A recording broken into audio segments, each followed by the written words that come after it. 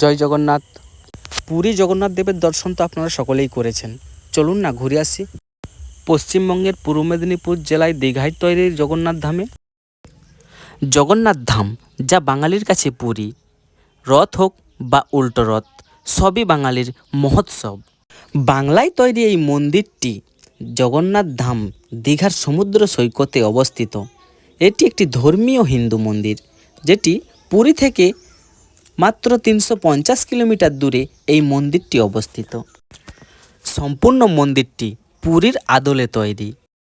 মন্দিরটিতে দেখতে পাচ্ছ বন্ধুরা, ব্যবহার করা হয়েছে রাজস্থানের বংশী পাহাড়ের বিখ্যাত বেলে পাথর এবং গোলাপি পাথর দিয়ে। মন্দিরটির উচ্চতা 213 ফুট, যা পুরীর মন্দিরের উচ্চতার কাছাকাছি। দীঘায় জগন্নাথ দেবের এই মন্দিরটি প্রায় 20 একর জমির উপর তৈরি করা হয়েছে। মন্দিরের চারিদিকটি একবার আপনাদেরকে ঘুরিয়ে ফিরিয়ে দেখাবো। দীঘাতে জগন্নাথ দেবের উদ্বোধনের যে 4টি গৃহ রয়েছে, গর্ভগৃহ, নাটমণ্ডপ, জাগমোহন এবং ভোগমণ্ডপ। মন্দিরটির ভেতর এবং বাইরের দেওয়ালে যে কারুকার্যগুলি করা হয়েছে, সেগুলি সব হিন্দু দেবদেবীদের মূর্তি। মন্দিরটির ভেতরে পুরো চারিদিকে এলইডি লাইট দ্বারা উপস্থাপন করা হয়েছে।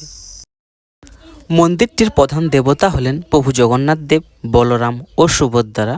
প্রভু জগন্নাথ দেব যা বিষ্ণুর একটি রূপ এখানে তুলে ধরা হয়েছে। পুরীর মন্দির ও প্রভু জগন্নাথ দেবকে উপসর্গ করে এই মন্দিরটি দীঘাতে বানানো হয়েছে।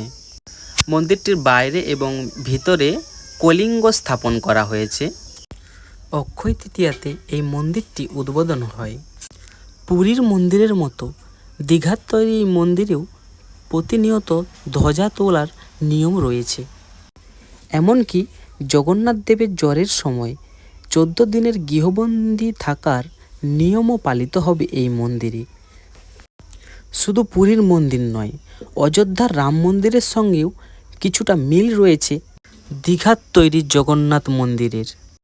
এই দুই মন্দিরের কারিগরি প্রায় এক রকম। মন্দিরটি পুরোপুরি জনসাধারণের জন্য খুলে গেল।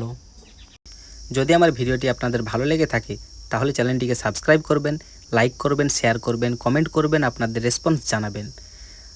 দেখা হচ্ছে পরবর্তী ভিডিওতে। জয় জগন্নাথ।